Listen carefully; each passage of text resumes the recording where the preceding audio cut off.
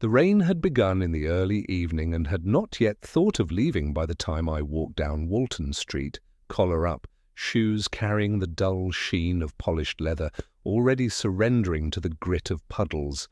I have never liked Jericho. Perhaps it is the perpetual sense that one is walking on the edge of something once unredeemed, a district forever suspicious of Oxford's austere polish. Jericho, in its own way, has always struck me as a sort of necessary purgatory, a place for the city's sins to collect in the gutters before draining into the canal. That night, as the droplets drew silver lines against the weak glow of the lamplight, I stopped under the crooked awning of a bakery long since closed. The windows reflected little of me but much of the rain. One forgets how hypnotic water can be when it insists on persistence. Rain is patient. Rain waits longer than men. It was there, staring at the blurred outline of the canal path, that I first saw the figure. Or perhaps it was she, I could not tell at once, who stood motionless at the edge of the bridge. No umbrella, no attempt at shelter. Just a pale face that the rain did not seem to bother. The kind of posture you recognize not from the living but from statues. I have never denied the tricks that memory plays, but in that moment I fancied that the stranger turned towards me, though I was no more than another shadow in the street. There was no movement, only an impression, as though my presence had been anticipated long before I arrived. Then, with an abruptness that made me distrust my eyes, the figure slipped into the deeper dark beyond the parapet. Jericho carries a silence, even in rain. The houses crouch against one another with their damp brickwork, as if secrecy is part of their mortar. I made my way on, half convincing myself I had seen nothing more than a resident out for air. Yet the instincts, often ill-defined, but rarely untrustworthy, kept gnawing. By the time I reached the Oxford University Press building, its massive stone frontage echoing the gloom of the weather, the matter had already begun to right itself in my mind. I recalled a crossword clue I had worked on that afternoon in the Times' obscure stranger, seen at night. 7, the solution, when I had forced it out, was phantom. Odd how words and lives cross paths without permission. Perhaps the figure on the bridge had been no more than a phantom of Jericho. But I do not traffic well in ghosts. I traffic in the subtler residues of flesh. I ducked into the Eagle and Child, not out of thirst, though thirst was not far behind, but out of a certain need to remind myself that life persists. The pub smelled of smoke that had long since ceased to rise, of beer mats carrying the pale rings of forgotten glasses, of the chatter of young men who believed themselves brilliant. They may even have been. Oxford encourages brilliance as though it were a form of intoxication. Lewis would not join me that night. He was, as he had said, with an apologetic look, spending the evening with his wife. Domesticity, to him, had the strength of absolution. I, who have never been so inclined, found my absolution only in whiskey. I sat at a corner table and watched the reflections of the rain-wet street outside. It is in such moments of half-drunken reverie that details collect uninvited. A man at the bar had ordered in a voice that carried too much volume for the room. The barman, a youth of perhaps 20, had winced. The order itself was trivial, a pint of bitter. Yet I noted how the man's coat dripped steadily onto the tiles, leaving a small but precise circle of water. He did not notice. Few do, but the pattern of dripping told me he had been out for some time in the weather without the courtesy of an umbrella. His hair was not wet. A hat had sheltered it. But no hat now adorned the table beside him. A man who loses his hat in Jericho loses it either by theft or by haste. Both are stories. When I left the pub, the street had grown emptier, the rain thicker. Jericho seemed to bend its spine against the night. I chose the canal path, foolish perhaps, but there are times when foolishness is the only way to confront what we cannot name. The bridge loomed ahead. I saw no figure this time, only the yellow ripple of water beneath the arch, carrying rain in restless circles. Yet on the parapet, a darker smear caught my eye. I touched it with a finger and felt the unmistakable clotting texture of blood. Not much. No great outpouring, but enough to suggest a presence that had not left by choice. The deduction was simple, though its simplicity chilled me, that someone had leaned, bled, and perhaps fallen, or been pushed. Jericho's ghosts have a way of descending into water. I stood there longer than I care to admit, the rain plastering my hair across my forehead, my coat growing heavier.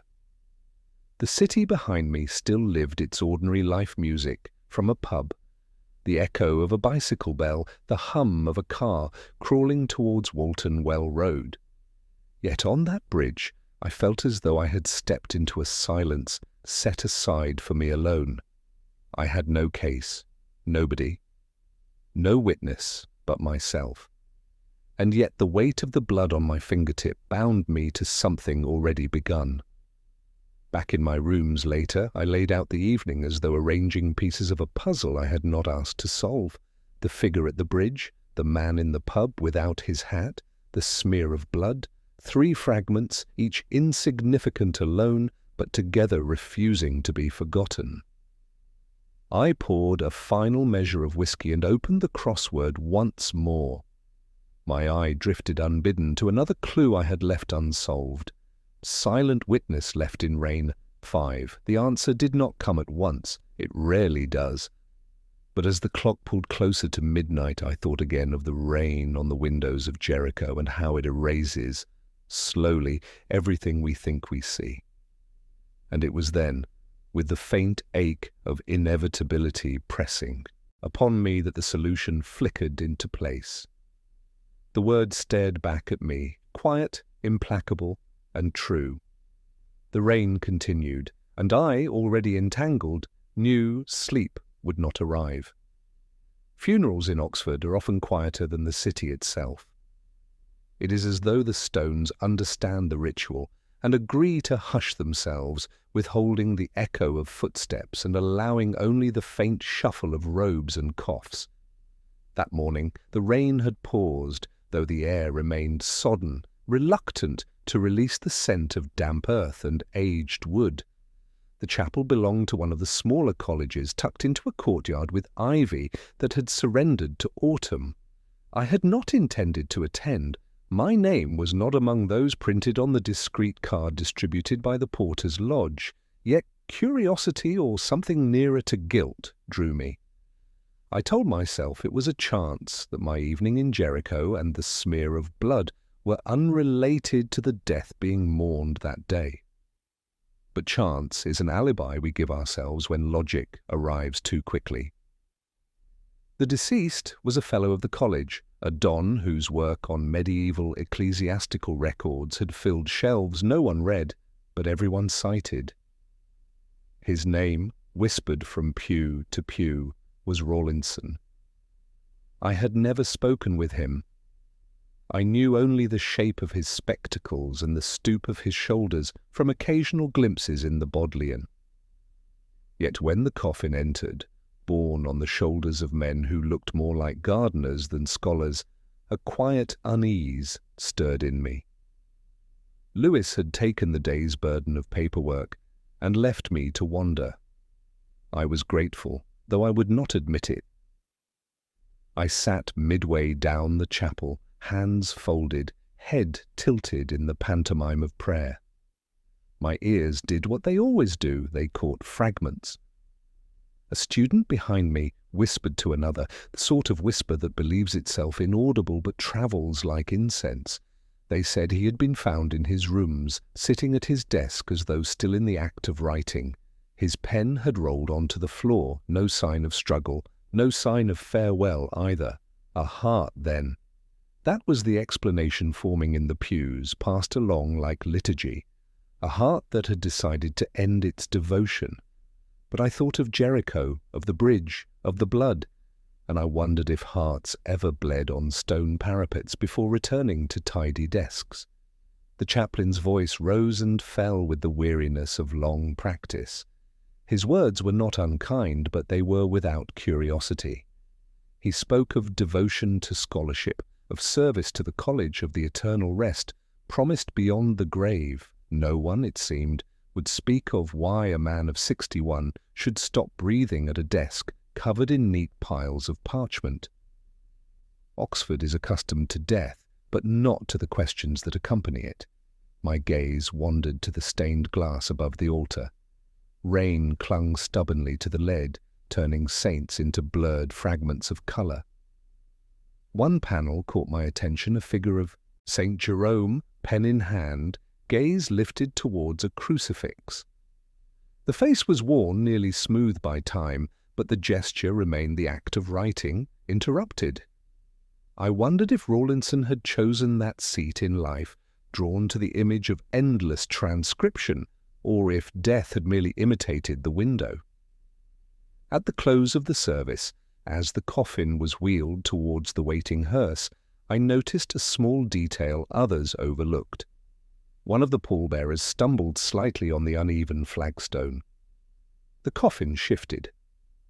A collective intake of breath followed, but the man righted himself. In that moment, a corner of the shroud covering the coffin slipped just enough to reveal a dark mark at the edge of the wood. It could have been damp from the rain, it could have been a stain of another kind. I followed the mourners into the quadrangle. There were a few tears. Academics rarely cry in public. They express grief through silence or through an eagerness to return to their studies. A colleague of Rawlinson's lit a cigarette with shaking hands, though his eyes remained dry. Another adjusted her scarf with the concentration of one rearranging a thought. I overheard a brief exchange between two tutors. One remarked that Rawlinson had seemed troubled in recent weeks, though he could not articulate why. The other dismissed it, suggesting everyone in the college seemed troubled these days. The strike, the funding cuts, the perpetual discontent of bureaucracy. Their words fell away as I moved closer to the lodge. There, pinned neatly to the porter's board, was a notice. It announced the death in formal terms, followed by a line that caught my attention. The late Dr. Rawlinson's rooms will remain sealed until further notice. Sealed. The word lingered. Not closed, not locked, but sealed, as though something within required protection or concealment. I spoke with the porter, a man whose uniform gave him the air of solemnity he may not have otherwise possessed. He muttered that the police had been through already. Routine, he said, nothing suspicious. But his eyes betrayed unease, flicking briefly towards the stair that led to the fellows' rooms. I have learned to read eyes as one reads margins. The notes are often more telling than the text. I left the college with the uneasy conviction that Rawlinson's death was neither natural nor accidental. Yet evidence was thin. All I carried were impressions. The blood on the bridge, the absent hat in the pub, the stain glimpsed on the coffin, the sealed rooms. Each was a word, incomplete, awaiting its sentence. That evening I sat with my crossword again. The clue was deceptively simple. College death concealed a 6. My pencil hesitated. I thought of the porter's choice of words. Sealed. Letters formed in my mind, shifting until they aligned into a cult. To conceal, to hide from view. The word was both answer and echo, as though the crossword had been written by the day itself. But concealment implies intention. Someone, somewhere, had chosen silence, and silence is never as empty as it pretends. The rain resumed after midnight. I listened to it against the window pane, remembering the bowed heads in the chapel, the coffin passing beneath the arch of stone, the unasked questions. Death in Oxford is always quiet, but quiet does not mean peace.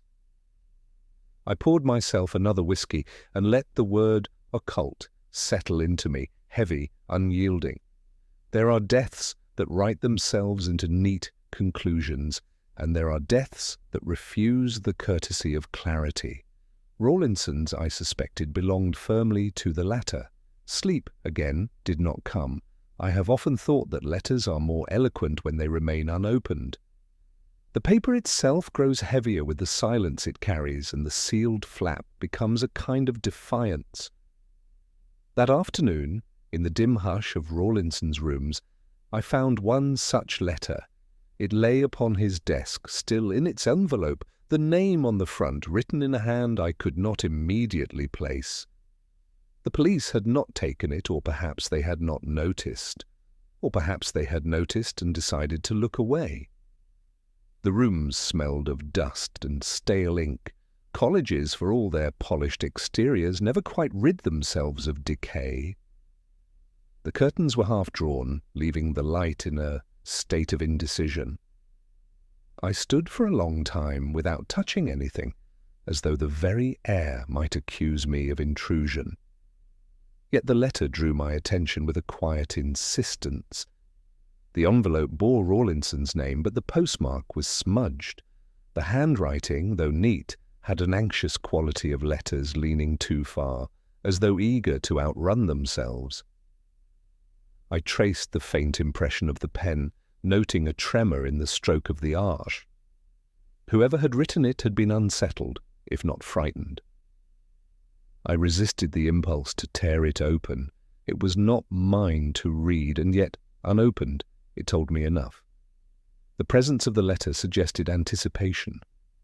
Rawlinson had expected to receive it, perhaps even dreaded it. And dread, like ink, leaves its own residue. I sat in his chair, the wood creaking beneath me.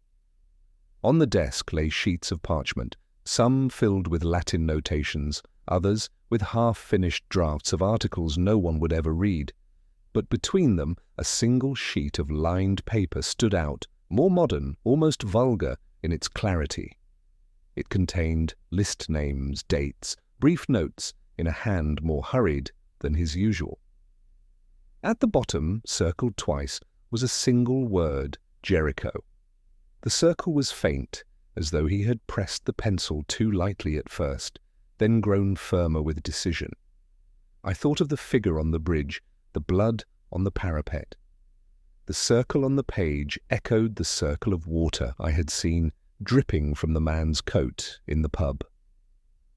Patterns emerge in silence before they emerge in sound. A knock at the door startled me. I half expected the college porter, but it was a student, tall, awkward, carrying a stack of books that seemed too heavy for him. He froze when he saw me. I explained, in the tone of one not expecting a challenge, that I was assisting the police with a few matters. He nodded too quickly. His eyes darted towards the desk, then back to me. I asked if he had known Rawlinson well. His reply was mumbled he had attended tutorials, nothing more. But his shoes betrayed him mud clinging to the soles, the kind that collects by the canal, not by the quadrangle. He left before I could press further, his books wobbling precariously in his arms. I returned to the letter, still unopened, still whispering more by silence than it could by words. The decision not to open it became a decision to protect its ambiguity. A letter unopened remains an endless possibility. Opened, it reduces itself to fact. I have never trusted facts. When I left the rooms, I carried the image of the letter with me like a shadow.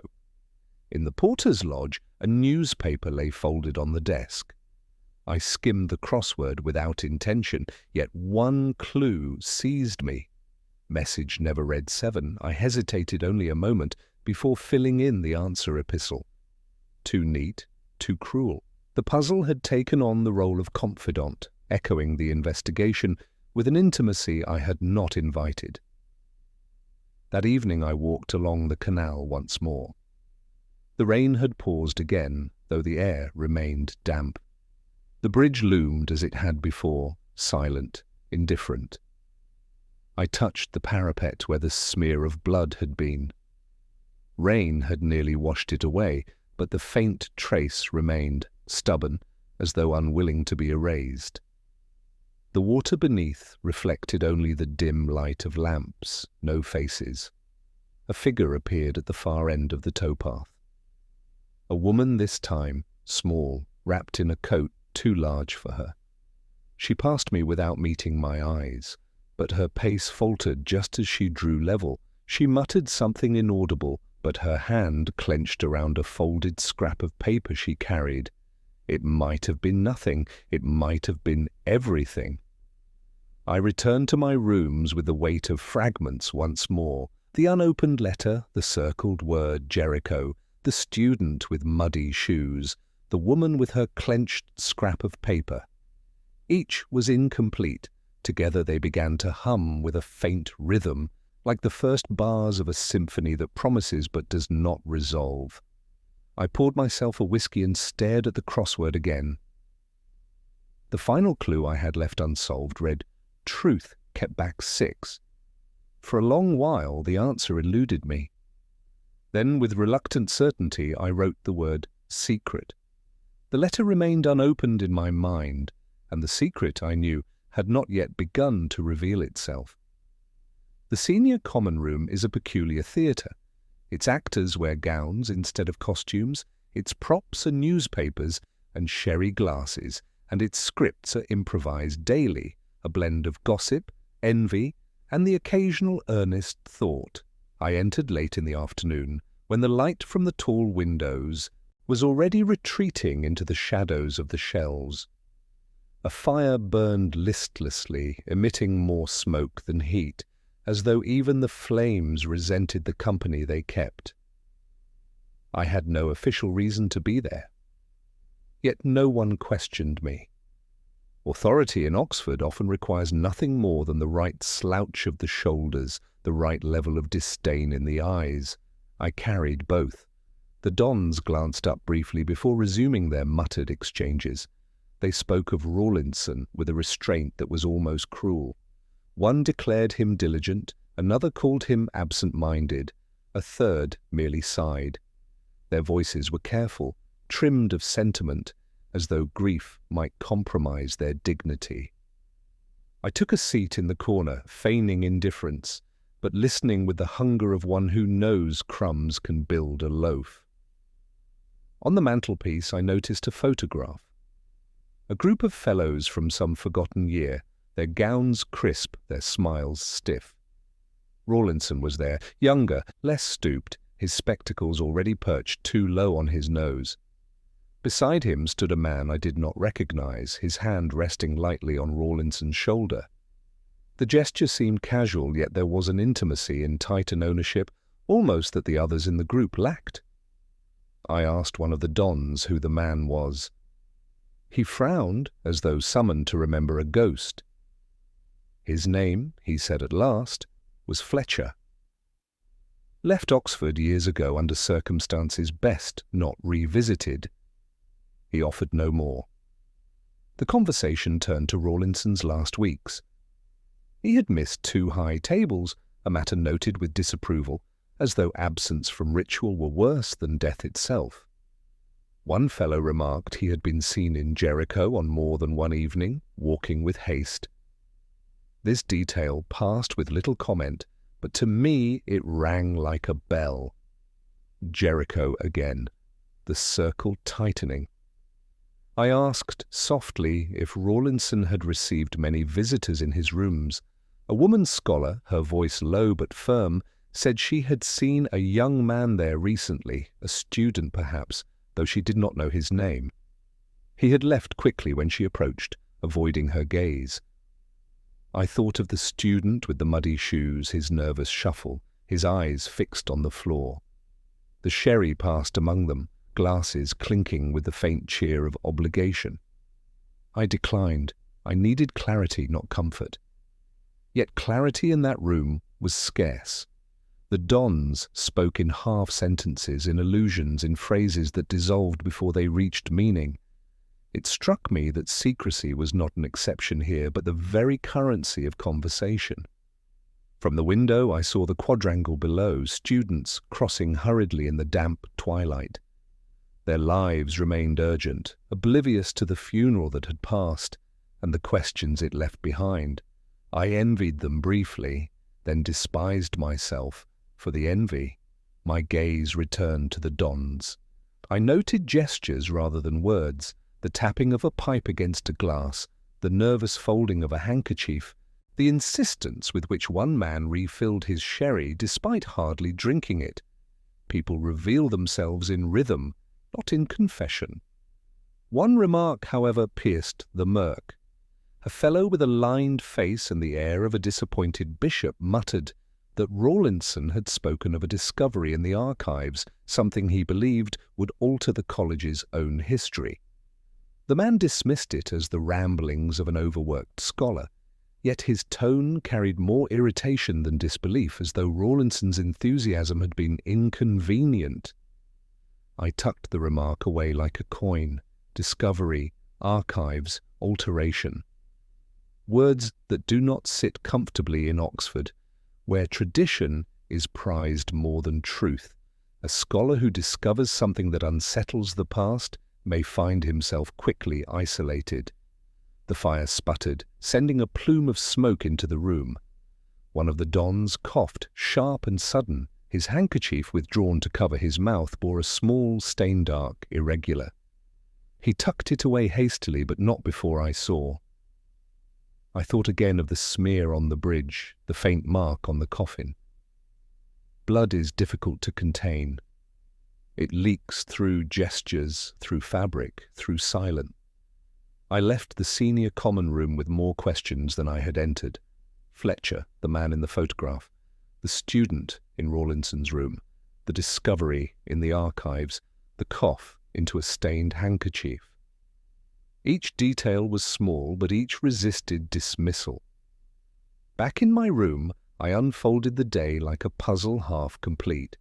I opened the newspaper to the crossword, the day's habit now inseparable from the case. A clue waited for me. Academic secrets shared in hushed tones. 9. My pencil traced the possibilities until the word revealed itself. Common room. A coincidence, perhaps. Or a reminder that even puzzles know their settings. But the clue was too easy. A crossword that offers too neat an answer usually conceals something harder. I looked again at the letters around it, at the spaces that resisted completion. It occurred to me that the senior common room itself was no answer, only a clue in a larger puzzle. A gathering place not of fellowship, but of fragments, each don carrying a piece they would never willingly surrender. The fire in my grate burned low. I poured a measure of whiskey, letting the glass catch the faint light. The day had given me suspects, but not truths. Fletcher, absent, but not erased. The student, present, but unnamed. The dons complicit in their silence. And Rawlinson himself, perhaps, a suspect in his own death, if one could suspect a man of provoking his own end by uncovering what others preferred, concealed. The night outside pressed heavily against the window. I thought again of the photograph on the mantelpiece, of the hand resting on Rawlinson's shoulder. Ownership disguised as friendship. The past is disguised as memory. Oxford is built on such disguises. The crossword remained unfinished, a few stubborn squares refusing to yield.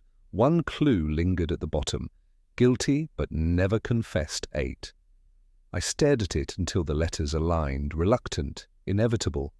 Suspects, and I knew that the senior common room, with all its smoke and sherry and silence, had given me nothing more than that. It was not Rawlinson I kept seeing in that photograph on the mantelpiece, though his face was there among the stiff collars and rehearsed expressions. No, it was the faint figure at the edge half, turned, blurred, as though the lens itself had doubted her presence, A girl, young, not gowned, not of their circle.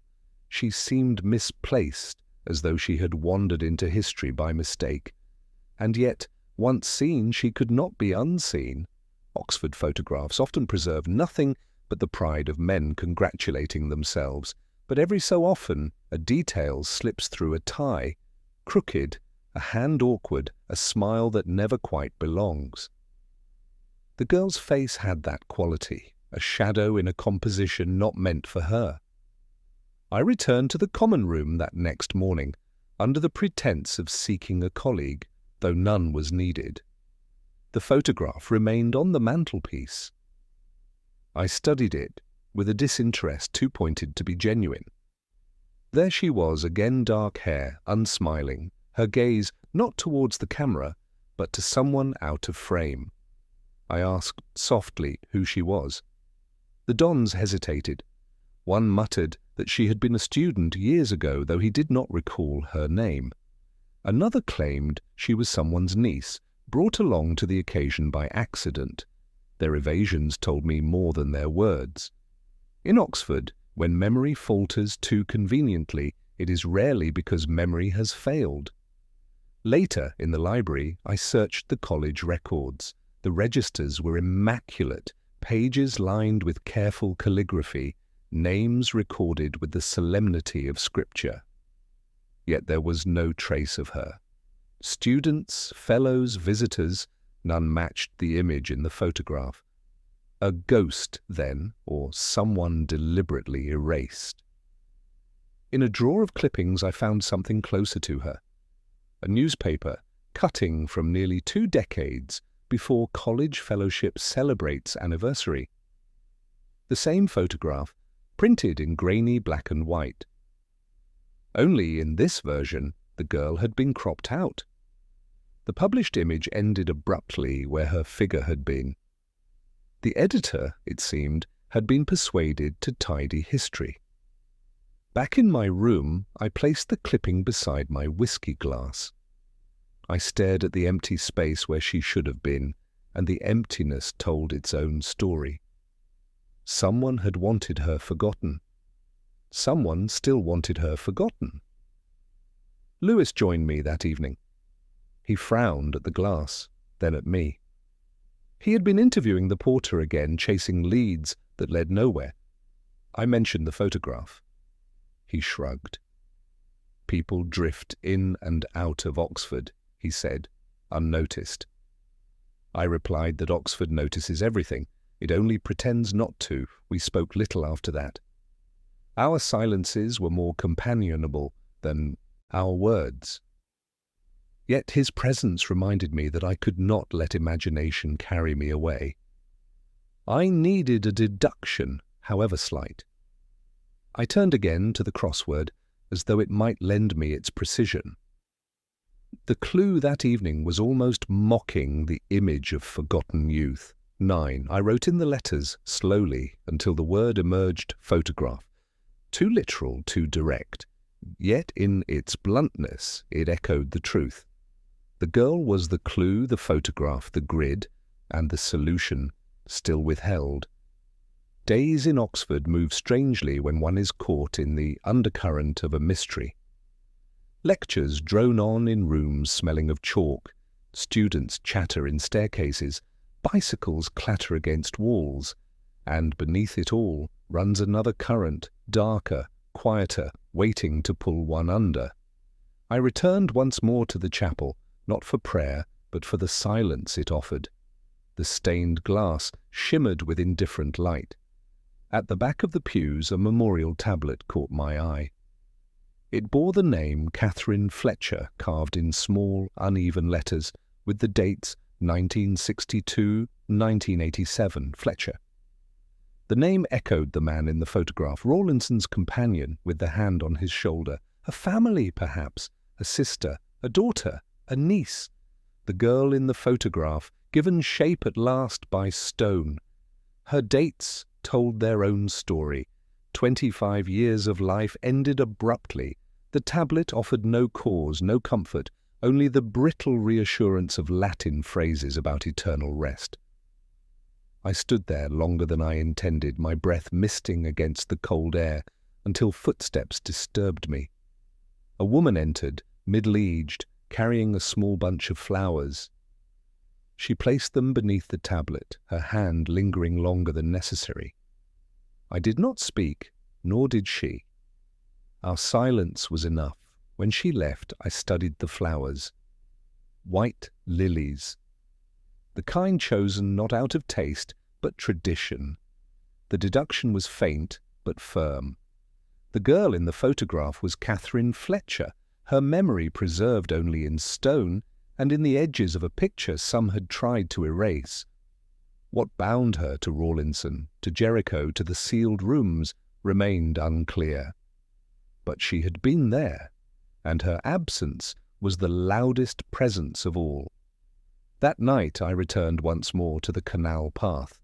The bridge loomed, its stone dark with the memory of rain. I imagined her face reflected in the water, blurred, gone. The air smelled of smoke from chimneys, of wet leaves trodden into the mud. A bicycle bell rang in the distance, thin and insistent. In the stillness, a thought pressed itself forward. Why was she there in the photograph at all?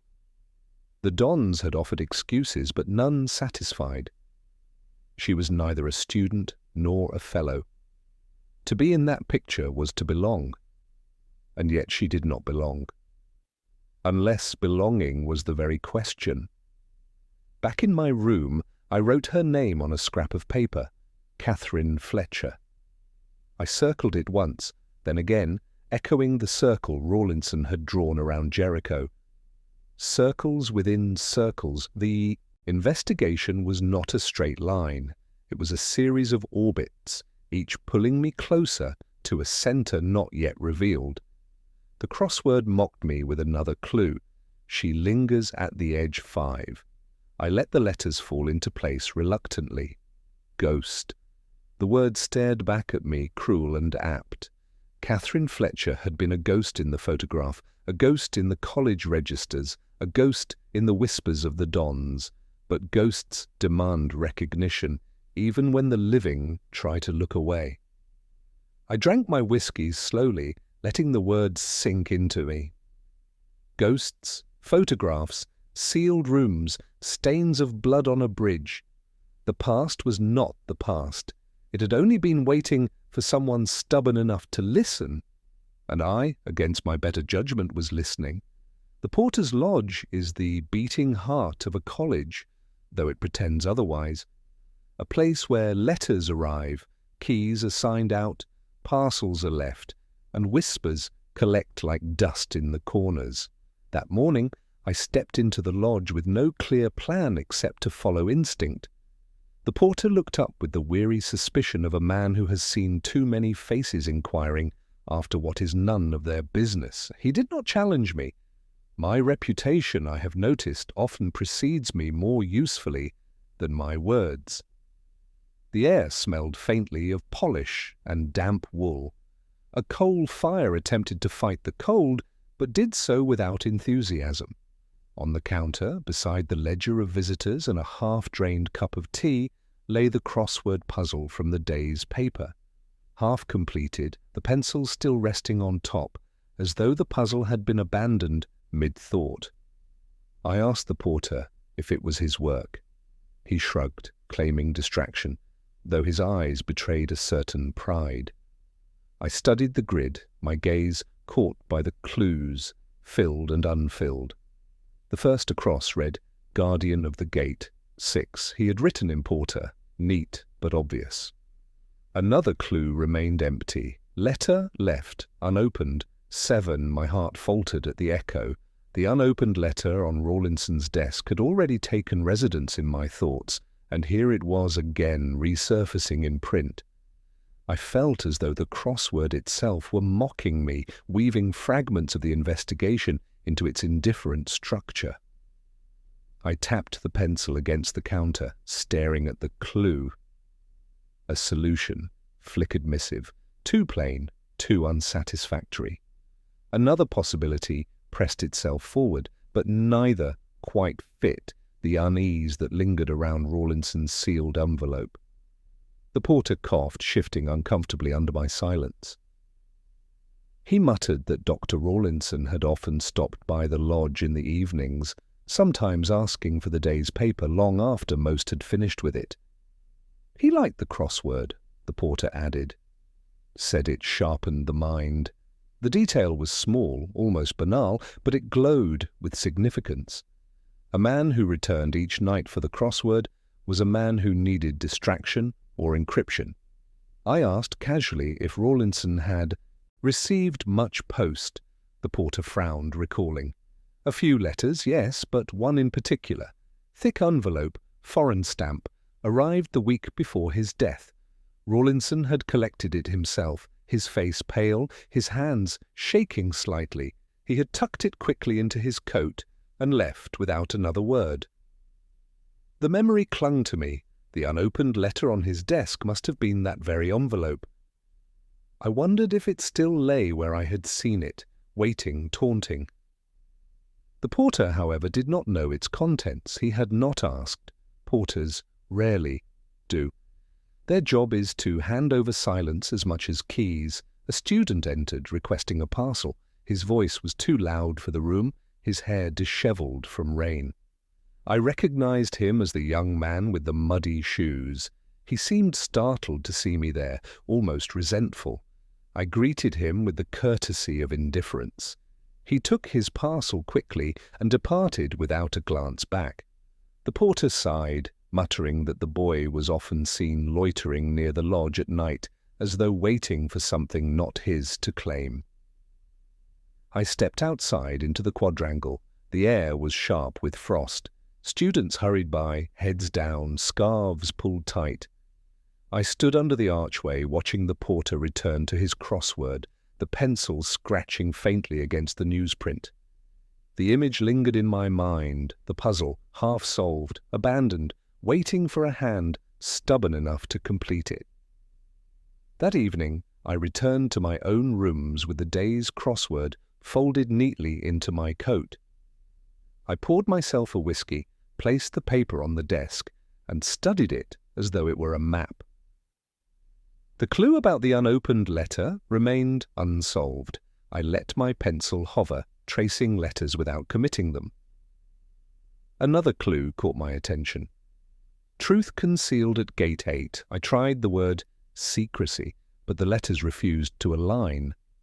Then, with reluctant precision, the solution appeared. A gate that conceals, that guards. The porter's lodge, the college itself, Rawlinson's death, all seemed wrapped in the same architecture of concealment. I thought of Catherine Fletcher, her ghost lingering in the photograph, her memorial tablet in the chapel. I thought of the student's muddy shoes, his restless parcel collection, his nervous eyes. I thought of Rawlinson, pale-faced, clutching the foreign envelope.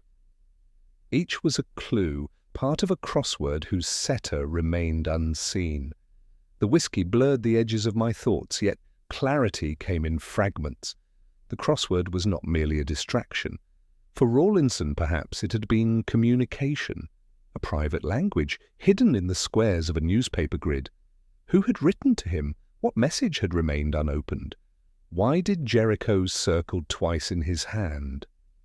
The rain returned after midnight, tapping against the window with the persistence of unanswered questions. I stared at the clue once more. Letter left unopened, 7, and slowly, reluctantly, the answer formed silence.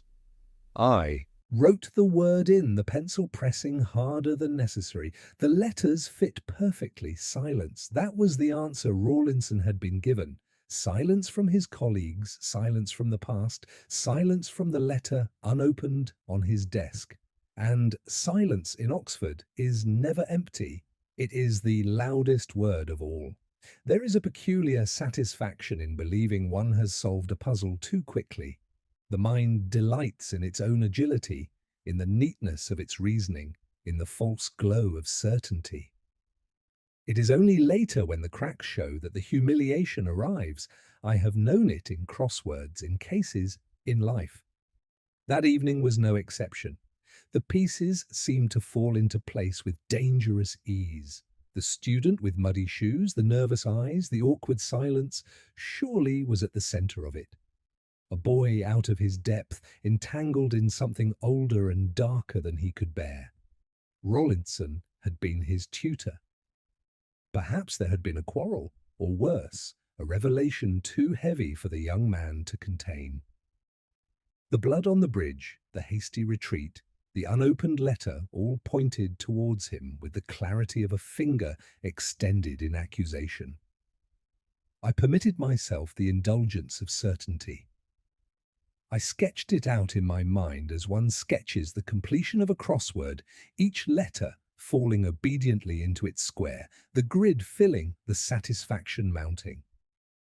I could almost see the headline, "Student implicated in Don's death." The story was plausible, too plausible, and plausibility, I should have known, is the most seductive lie of all. Lewis sat opposite me in the pub, nursing his pint with the air of a man who suspects he is being led down a blind alley, but cannot quite summon the strength to protest. I outlined my theory in the measured tones of one presenting evidence, not speculation. He listened, frowned, and finally muttered that it all seemed a bit too pat. I dismissed his caution with a wave, irritated by his lack of enthusiasm. The student had been seen in Rawlinson's rooms. The student had been seen near the lodge. The student had muddy shoes, canal mud, not quadrangle dust. The student's eyes had darted like a guilty man's. What more did we need?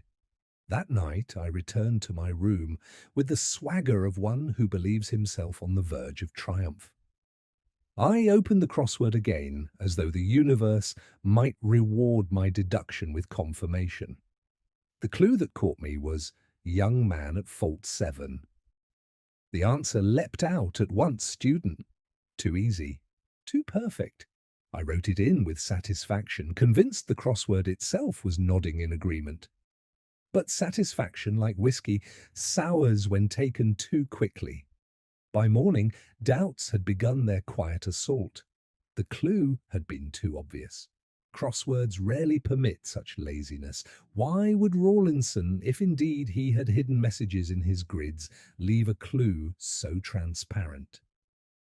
The boy might be guilty of nervousness, of awkwardness, of secrecy even.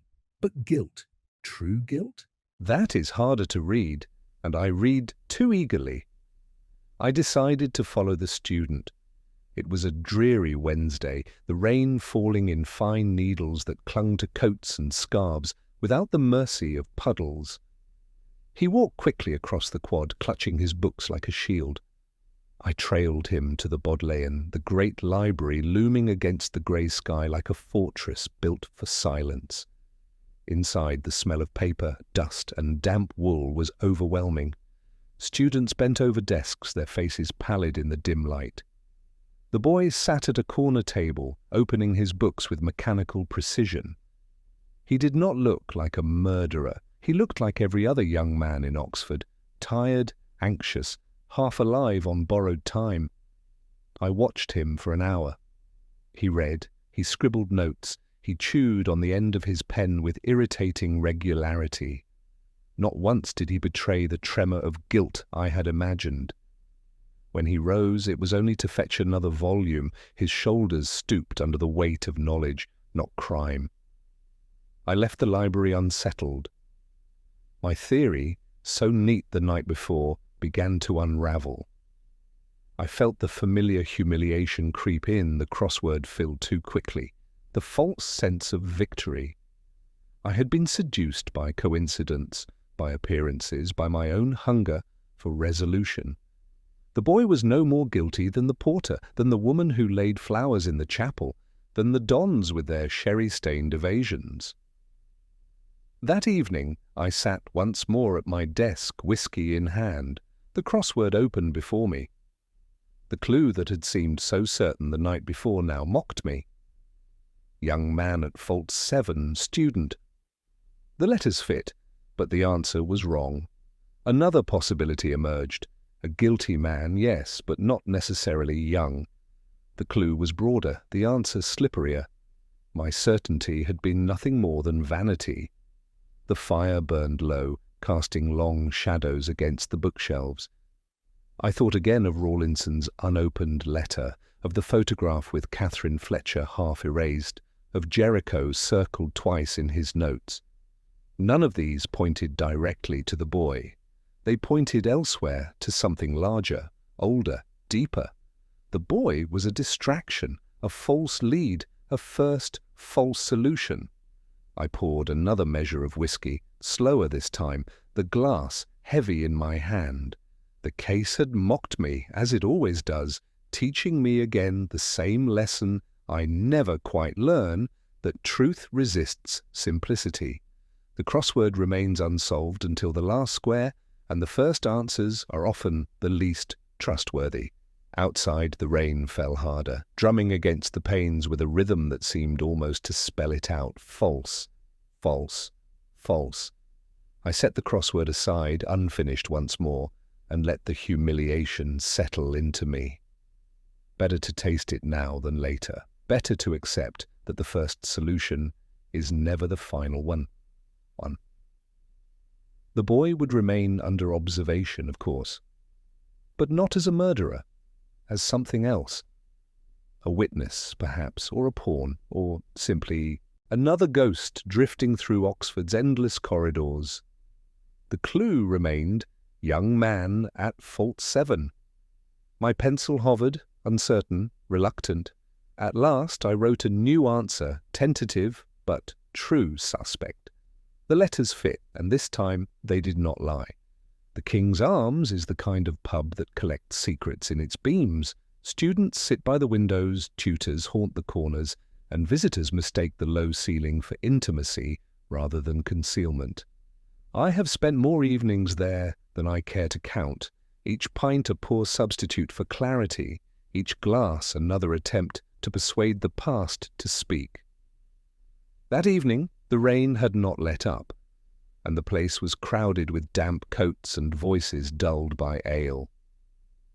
I took my usual seat near the fireplace, though the fire did little more than smoulder. The smell of wet wool, fried food, and stale beer hung in the air. Lewis arrived late, his hair damp, his expression resigned. He ordered a pint, glanced at me as though preparing for a lecture, and said nothing until the first sip had passed his lips.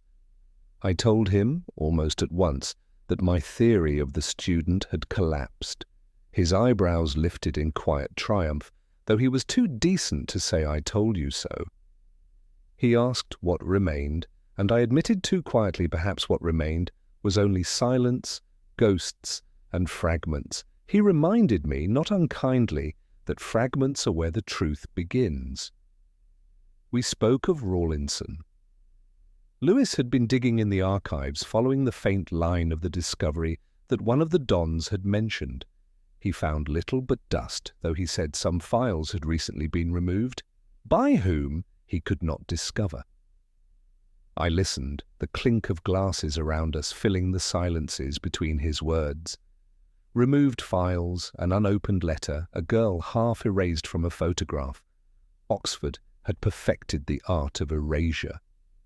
A man at the bar caught my attention, middle-aged, heavy-set, his coat dripping steadily onto the floor.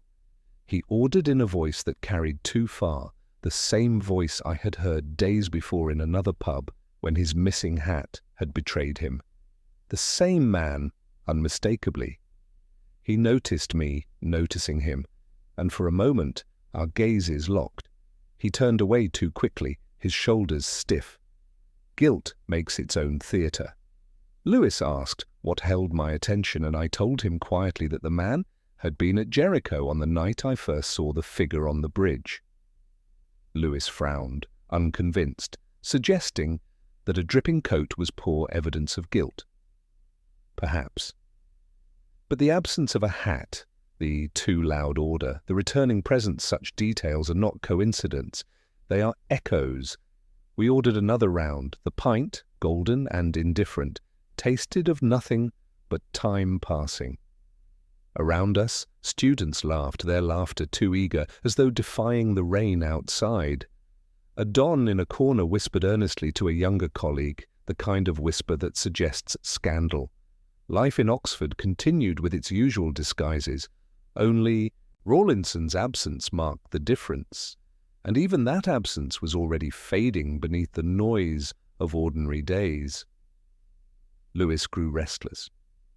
He muttered about his wife waiting, about the futility of chasing ghosts through college corridors. I envied him, his wife, his home, his certainty that the world contained more than fragments. I let him go, though, and remained with my pint, staring at the surface as though it might reveal more than reflection. The man at the bar left soon after. He placed his glass down too firmly, muttered something to the barman, and disappeared into the rain. I followed at a distance, unwilling to lose the thread. The streets were slick with water, the lamps casting blurred halos on the pavement. He walked quickly, his shoulders hunched, his pace that of a man accustomed to evasion. He turned not towards the college, but towards Jericho, again Jericho, always Jericho. I trailed him as far as the canal bridge, the same bridge that had begun this case for me. He paused there, his hand resting briefly on the parapet, the same spot where the faint trace of blood had once lingered. Then he moved on, vanishing into the darker streets beyond. I stood there, the rain soaking me through, the bridge heavy with memory. Back in my room, the crossword waited, the day's ritual unavoidable. The clue that caught me this time read, "Drink, taken in contemplation." 4. The answer was obvious. I wrote it in with a grim smile, the puzzle echoing the evening as faithfully as it had the others. The pint at the King's Arms, the pint in my hand, the pint that revealed nothing and everything at once. But another clue lingered. Unresolved truth obscured by repetition. I stared at it, my mind drifting to the man at the bar, his too loud order, his repeated presence, his repeated absence of a hat. Repetition? Yes. Obscuring? Yes. The answer came slowly, reluctantly. I wrote it in, the letters aligning neatly, as though mocking me. Echoes. That was all I had. The case had become an echo chamber, each clue repeating itself, each face returning, each fragment leading me back to Jericho. The pint was finished, the fire had burned to ash, and outside the rain showed no sign of ending. I leaned back, the crossword folded beside me, the word echoes staring up like an accusation. First the photograph, then the letter, then the lodge, then the pub. All fragments, all echoes, and in the middle of it all, Rawlinson died, silent, unreadable. I poured myself a final whiskey, darker, heavier, less forgiving than the pint. I thought of Catherine Fletcher, erased from one photograph but clinging stubbornly to another. I thought of the student, no longer my culprit but still my suspect. I thought of the man at the bar, his hand brushing the parapet of the bridge like one greeting an old companion. And I thought, with the quiet ache of inevitability, that my first false solution would not be my last. The pint at the King's Arms had given me nothing but echoes, and echoes are never enough. The rain went on. A torn page from a diary is louder than a confession. The absence itself makes the noise, the gap speaking more insistently than any line of ink might. I found it late one evening in Rawlinson's rooms, the curtains half drawn, the air still carrying that blend of ink and mildew that no amount of polish could disguise. His diary had been tucked into the second drawer of the desk, under a pile of yellowed lecture notes. A thick volume, leather cracked at the spine, the pages filled with his small and precise hand. He was a man who wrote daily, a man who believed the act of recording one's life offered permanence, and yet permanence had failed him. Most entries were pedestrian notes on tutorials, references to committee meetings, complaints about the state of the library heating. But then, abruptly, The rhythm faltered. The week before his death, a page had been torn, not removed carefully, not cut with a blade, but torn roughly, leaving a ragged edge that seemed to cry out against the silence. I sat in his chair, the diary open before me, my fingers brushing the torn fibres. What had been written there? A meeting, a name, a warning. The very violence of the tear suggested urgency, perhaps even panic. Rawlinson had been precise, orderly. He would not have desecrated his diary without cause. The entry before the tear spoke of Jericho in the same faint pencil that circled the word on his list. A line that read simply, "Meeting postponed, Jericho later." The entry after the tear was equally unsettling, "Return to archives unsuccessful, files removed." Between the two, the silence of the missing page widened, heavy, damning. Lewis entered as I sat there, his shoes leaving damp prints on the stone floor. He asked what I had found. I showed him the diary, the torn page. He frowned, muttering that it could mean anything, but I knew better. In Oxford, torn pages are rarer than lies. The archives preserve everything, even the irrelevant. To tear is to admit danger. He asked if I thought the missing page might be found. I shook my head. Whoever had removed it had not taken it to preserve memory, but to erase it. Still, erasure always leaves residue. I told him to look for the fragments in the waste bins, the fireplaces, the corners of the lodge where ash sometimes lingers too long. He nodded, though his eyes betrayed doubt. After he left, I returned to the diary. The pages whispered their monotony, meetings, lectures, complaints, yet the torn gap loomed louder than them all. I felt almost as though Rawlinson had left it for me, a silence more deliberate than words. Later that evening I walked once more to the chapel. The tablet to Catherine Fletcher gleamed faintly in the candlelight. I wondered if her name had been written on that torn page. Was she meeting in Jericho? Was she the missing link in Rawlinson's sudden isolation? Ghosts find ways of entering. Ink. In the porter's lodge, I asked about the diary. The porter swore he had never seen it, though his eyes flickered towards the waste bin. Empty, too neatly emptied, as though recently cleared with unusual diligence.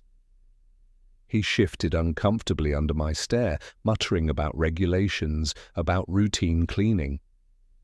Too many words, too quickly spoken. Silence, I thought, is more honest than excuses. Back in my room, I turned to the crossword again. The clue was the merciless page missing from record 4. I let the letters form slowly, torn, too direct, too cruel, but true. I wrote it in, the pencil pressing hard, the word glaring up from the grid. But another clue remained, clue erased, but not forgotten. 7, the answer lingered just out of reach. I thought of the ragged edge of paper, of the hand that had torn it, of the silence that remained. Slowly, unwillingly, the solution surfaced residue, that which lingers after erasure.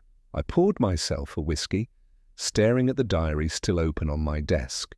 The torn page had spoken more than any intact entry could. It had spoken of fear, of secrecy, of Jericho, of archives stripped bare. It had spoken of Catherine Fletcher, though her name was not there. It had spoken of Rawlinson, though his hand no longer guided it. And it spoke, most of all, of silence. The fire had burned low, the night pressed against the windows, and outside the rain returned, softer this time, as though mocking me. The torn page would never be restored, but the gap it left would guide me. For gaps in Oxford are never accidents, they are invitations, and I, against all reason, had already accepted. It is a cruel thing, the word true. Truth is always partial, always fractured, yet we cling to the illusion that one final arrangement of facts will provide absolution. That night, As the fire dwindled and the whiskey thinned in my glass, I permitted myself the arrogance of believing I had reached the true solution. The torn page, the unopened letter, the girl in the photograph, the smear of blood on the bridge, all fragments circling the same center. And at the heart of it, Rawlinson, a man who had uncovered too much in the archives, who had stumbled into a history that others wished to remain buried. Catherine Fletcher, erased from records but not from memory, had been the key. Her life cut short, her presence cropped from photographs, her story whispered only in stone. Rawlinson had found something in the archives that touched her name, something that would not let the past rest quietly. The dons in the senior common room had feigned ignorance, but their evasions were too practiced. Fletcher, the man in the photograph with the hand on Rawlinson's shoulder, was not just a forgotten fellow. He was Catherine's brother, perhaps her protector, perhaps her betrayer. He had left Oxford under a cloud, and yet his shadow remained. And it was his daughter, or his ward, or some echo of his bloodline, who had walked the towpath in Jericho with clenched paper in her fist. The student with muddy shoes, no murderer, but no innocent either, had been their messenger, their errand-runner, their unwilling accomplice. His silence was not guilt, but fear. Fear of the dons, fear of discovery, fear of being swallowed whole by the city that educates and consumes with equal appetite. And the man at the pub, with his dripping coat and absent hat, who had been Fletcher himself, returned not as a ghost, but as flesh. The way he touched the parapet of the bridge, almost reverently, told me so. He had been there the night Rawlinson died. Perhaps he had confronted him. Perhaps he had pushed him. Perhaps Rawlinson had leaned too far into truth and found the water instead. It fits too well. It fits like a crossword, finally complete, each word sliding neatly into its square. I felt the intoxicating rush of certainty, the illusion that the puzzle had surrendered, but the crossword itself would not let me rest. That night's clue was that answer was correct, but not 5,8. I stared at the grid, whiskey warming me, fire cooling beside me. Slowly, mockingly, the letters emerged as a false solution. The puzzle mocked me, as it always did. My certainty was already cracking, even as I clung to it. The true solution had revealed itself, and yet it wore the same face as all the others, too neat, too complete, too comforting. I thought again of Rawlinson's diary, of the ragged gap where a page had been torn. I thought the porter's waste bin emptied too cleanly. I thought of the word I had written reluctantly only days before residue. What remained unseen was always louder than what was seen. Perhaps Rawlinson had not been killed for what he discovered, but for what he failed to discover. Perhaps the torn page had contained not names, but questions. Perhaps the unopened letter had held not answers, but silence. Perhaps Catherine Fletcher had been neither victim nor ghost, but something else entirely, something the college had never permitted itself to name. The whiskey burned, the fire died, and the crossword grid blurred before my eyes. The true solution was there, I told myself. I had touched it, if only briefly. It lay not in evidence, but in fragments, not in certainty, but in silence. Lewis returned the next day, his face lined with weariness. He asked if I had found what I sought. I told him, in the tone of a man who wishes not to be contradicted, that I had. I laid out the theory with calm precision, each piece fitting into place. He listened, nodded, but his silence was heavy with doubt. He knew, as I knew, that the truth we tell ourselves is only the truth we can endure. And so I spoke anyway. Rawlinson had died because he tried to revive Catherine Fletcher's memory, because he had stumbled into the archives where her story lay concealed, because Fletcher himself had returned to prevent the past from being rewritten. The dons had colluded, The porter had complied, the student had trembled, and Rawlinson had drowned. The solution was neat, inevitable, and final. Yet, even as I spoke it, I knew it was nothing more than another echo. Oxford thrives on echoes, not answers. Its streets are built on half-truths, its colleges on silence, its chapels on omissions. That night I opened the crossword once more. The final clue awaited truth, or what we call it, 5. I let the letters form, slow, reluctant. The word was a cruelly simple story. And I realized, with the ache of inevitability, that all I had offered Lewis, all I had offered myself, was just that. A story. The true solution, perhaps, or merely the latest false one, disguised as truth. The rain began again outside, steady, persistent, unbothered by the lives it blurred. I poured the last of the whiskey, stared at the crossword, and allowed the silence to close in. The case was complete, though I knew completion was only another kind of lie. The torn page would never be restored. The letter would never be opened. The girl in the photograph would never step forward from the blur. But I had my story.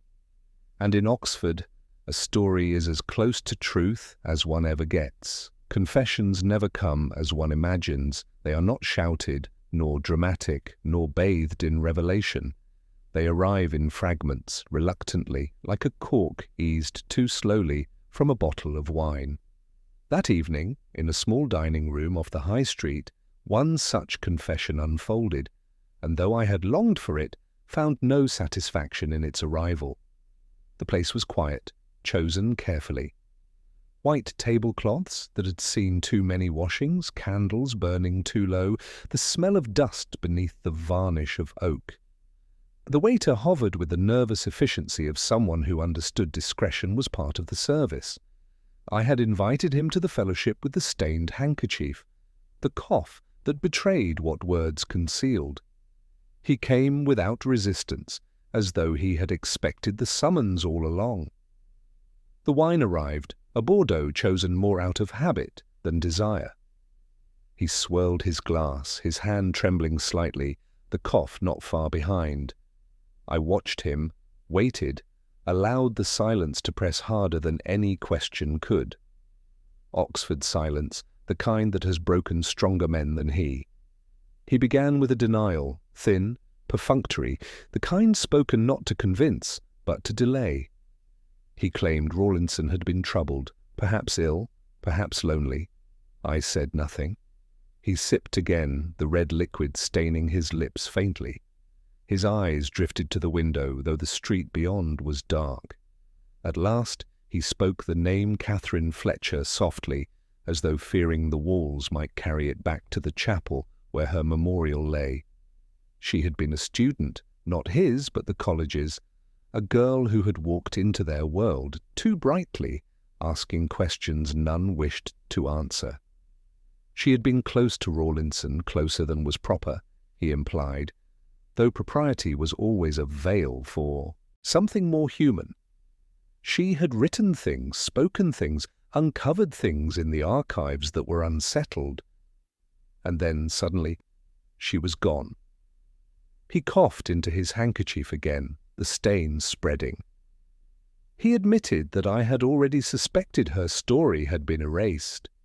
Photographs cropped, registers altered, voices silenced. The college had demanded it. The past must remain as the past, untroubled, unchanging. Rawlinson had known. He had kept the secret once, but secrets do not stay dormant forever. The torn diary page, he confessed, had contained her name, a meeting with someone in Jericho, an attempt to bring her memory into the light.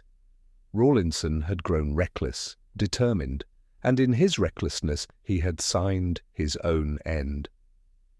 I asked who had torn the page. He did not answer directly. His silence was answer enough. The wine trembled in his glass, his hand unable to keep still. The letter to the unopened one was hers, or rather, about her. Sent from abroad, from someone who had known her before she disappeared from Oxford. A letter Rawlinson could not face. A letter he had left sealed, as if silence might protect him. I leaned closer, the candlelight flickering between us. "Did you kill him?" I asked, not in those words, but in the quiet gaze that demands reply. He shook his head. No, not with his own hand. But he had been there, at the bridge. He had followed, he had argued, he had tried to pull Rawlinson back into silence. And then Fletcher appeared. The brother returned from whatever exile had sheltered him. Words had been exchanged, sharp, final. Rawlinson had learned, or been pushed, the witness could not say. The water had taken him, the blood left behind on the parapet. The man across from me drained his glass, then, the confession complete. He had not killed Rawlinson, not directly. But he had killed him all the same, with silence, with erasure, with complicity. The waiter cleared our plates, though we had barely touched them. The wine bottle stood nearly empty, the candle guttered. I felt no triumph, only the weight of inevitability. Later, walking alone through the high street, the rain returning in a fine mist, I thought of Catherine Fletcher, erased from photographs, erased from registers, yet still alive in whispers, in memorial tablets, in the torn gap of a diary. Rawlinson had tried to restore her, and he had drowned for it. The Dons had kept their silence, and now one of them had confessed, though only over wine, only in whispers, only when it no longer mattered. Back in my room, the crossword lay open. The clue was simple: admission of guilt. 10, I filled in the word with reluctant precision: confession. Another clue lingered, though, unanswered: wine that loosens tongues. 7. I tried claret, I tried port, but neither satisfied me. At last the answer came: Merlot. A red as unremarkable as the words it had coaxed. The fire burned low, the whiskey glass beside me untouched. I thought of the man's cough, his stained handkerchief, his trembling hands. Confessions are not resolutions. They are merely another layer of silence peeled away, leaving the core still hidden. The rain thickened outside, tapping against the glass with patient persistence. I sat alone, the crossword complete, the confession recorded in memory but not in paper, and wondered whether truth had come at last, or whether it had only disguised itself again in the voice of a man who needed absolution more than honesty. In Oxford, truth is always poured with the wine, never written in ink. And I, fool that I am, keep drinking it. There is something peculiarly sorrowful about a pint left behind, not emptied, not even half-drunk, but abandoned midship, as though its owner had been called away suddenly or lost the desire to continue. I saw one that night at the King's Arms, a glass still clouded with froth, standing sentinel on the table near the door. The man who had been sitting there had left hurriedly, the chair pushed back too far, the coat taken in haste. Only the pint remained, quietly accusing. I ordered my own, though I had little appetite for it. The bar was warm, noisy with the usual mixture of scholars and students, yet I felt apart from it all, as though I were inhabiting a parallel space. I carried the pint to my usual seat, the one where Lewis had listened with such weary patience before. Tonight, though, I was alone. I thought of Rawlinson, of his unopened letter, his diary torn, his footsteps leading towards Jericho. I thought of Catherine Fletcher, her name almost forgotten, her image blurred into photographs that pretended she was never there.